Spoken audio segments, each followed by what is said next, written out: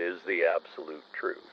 Absolute truth, by definition, is difficult to define, but for now we can say the one that stays and don't change but can transcend in its own realm. Most people state time to be it because for most people time is absolute or absolute truth because it seems to be the last fact for humans or everything. Everything that happens on the scale of time, and it is the thing that humans seem to understand but can't get the gist of it. Scaling and quantifying time has become the staple of understanding the time they consider to be absolute.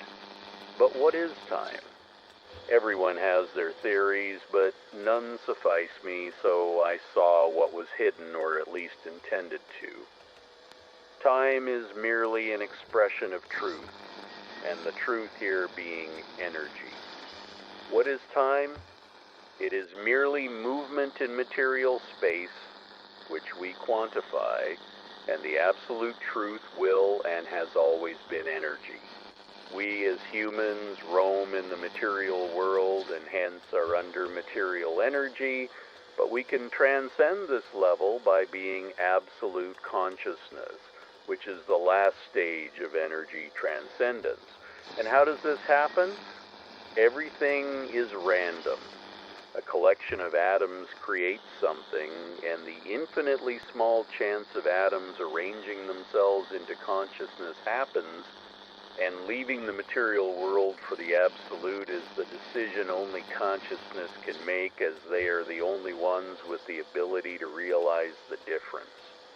In the final stage of being absolute conscious, an entity or considerably the energy becomes everything while observing everything. Anything, anywhere, and everything becomes one for the energy, and only at this stage one loses self. This is opposite to Buddha's explanations, in which he dictates that there is no self, and realizing it is being Buddha. But I consider that we were always self. There is only self before this level, and once you reach the absolute consciousness, everything dissolves into one, which I call the singularity, where everything becomes one, observing the one.